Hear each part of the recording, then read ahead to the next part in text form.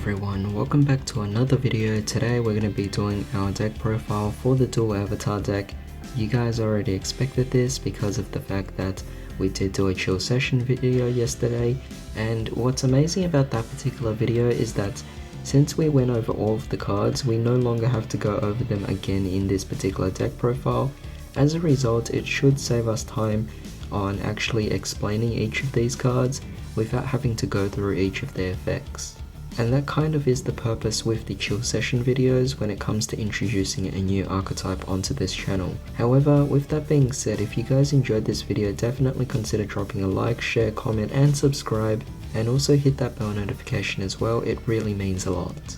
But without further ado, let's begin. So this deck profile here is something that is going to be obviously new to me, but I'm definitely very keen to show this off because of the fact that this deck is very unique in its own sort of way, definitely standing out up among many other decks out there, but surprisingly is pretty decent given how consistent it could actually be. But of course we'll wait until the test stand video for that one.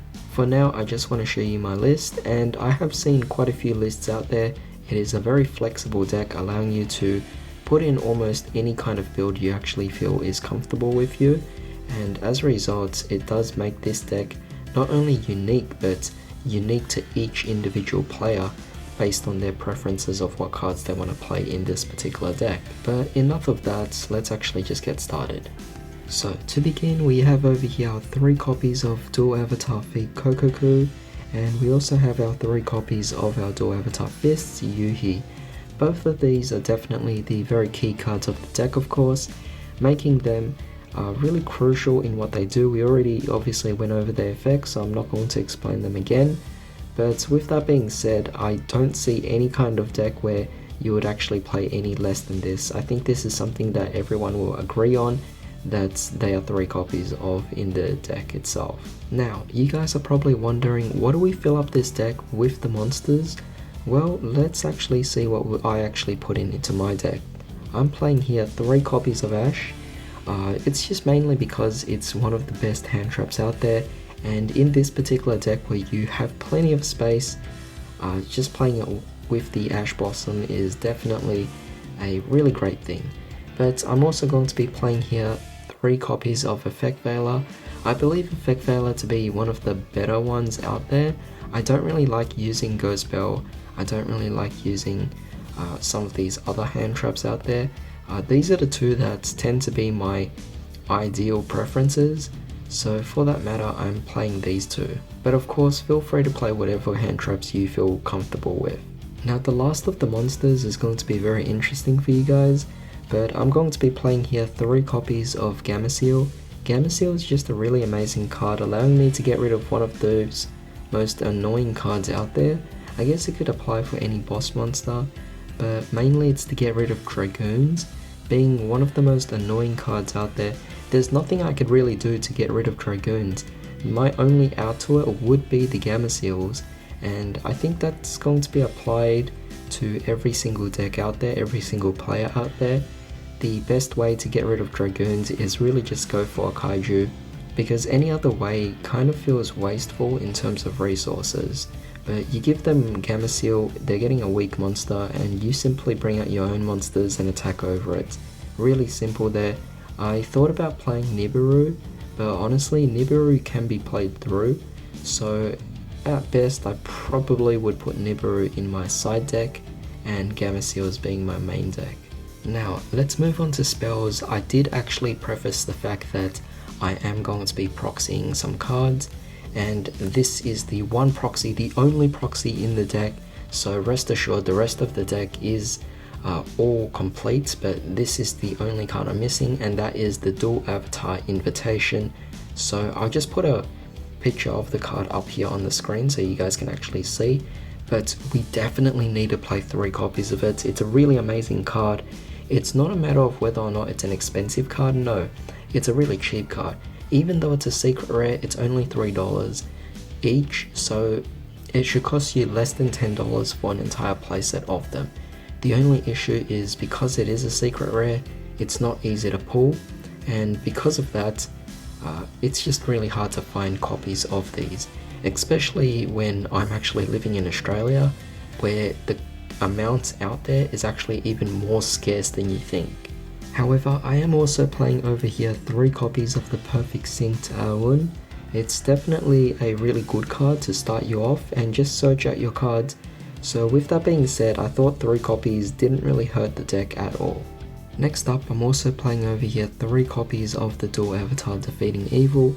I thought this card would be quite a fun card to actually put out 3 copies of, and honestly it doesn't really affect you too badly because it has many different applications, not only for as a spell card on your turn, but also as a passive card, kind of acting like a trap card as well, given it's a quick play.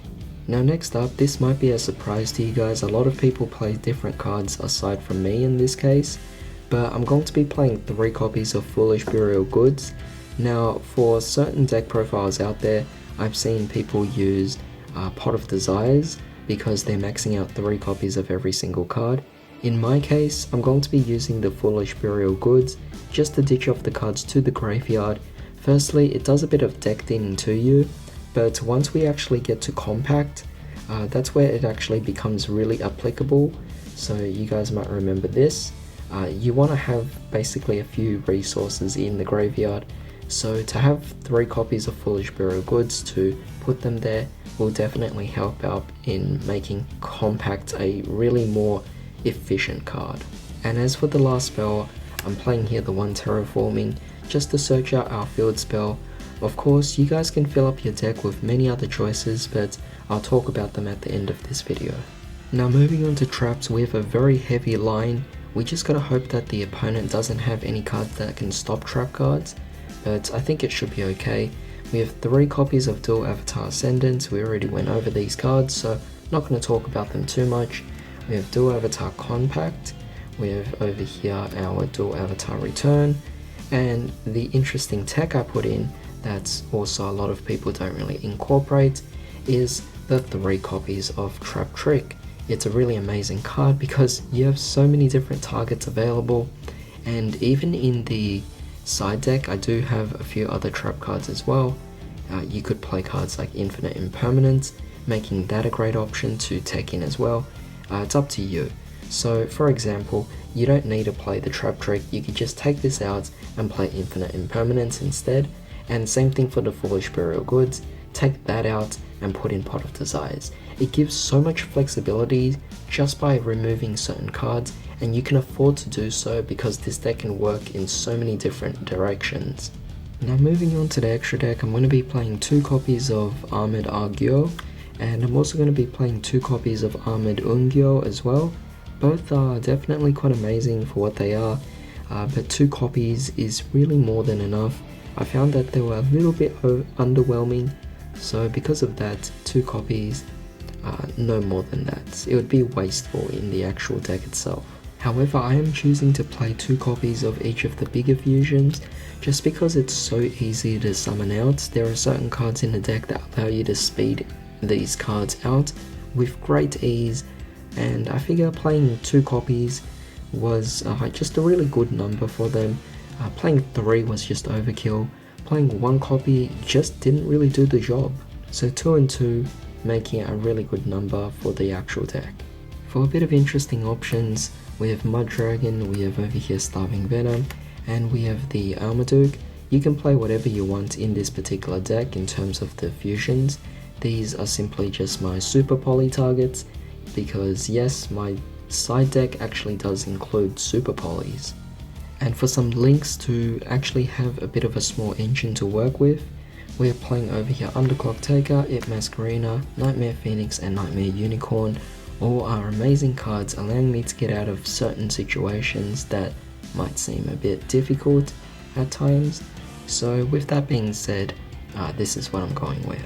However, that was pretty much it for the deck. I want to give a few recommendations. You could swap out a few cards. For example, I have super polys here in my side deck. You could play them in the main deck if you actually wanted to. And let's say you didn't want to play the Foolish Burial Goods, let's say you didn't want to play the Trap Tricks in the deck, fill up your deck with other cards that might be suitable. We have Monster Reborn, Caught by the Grave, we even have Upstart to decked in, we have Feather Duster, One Day of Peace, and here's a great side deck option. We can even play a Rivalry of Warlords. Keep in mind your deck is mostly filled up with a bunch of warrior monsters, so to prevent your opponent from being able to do stuff with the Rivalry would be fantastic. Virtual Worlds is one of those decks that play a mix of different types, same thing for Dogmatica I believe, so because of that, Rivalry definitely works out amazingly for this deck. An additional option would be to side in some Cyber Dragons as well. That would be great given that the new Cyber Strike structure deck has actually come out recently, so that would be nice to go into either Chimera Tech of some sorts, either Mega Fleet or Fortress Dragon. However, that was pretty much it for today's deck profile, so I do hope you guys enjoyed this. Definitely leave your deck profiles down below as well, or at least the entire list of what you might be playing. We all have so many different preferences that we might feel more comfortable with for ourselves, so feel free to share them and let everyone have a bit of an idea of what they could potentially play in their own builds. Otherwise, thanks for joining me today. I hope you all have a fantastic day. I'll see you all next time.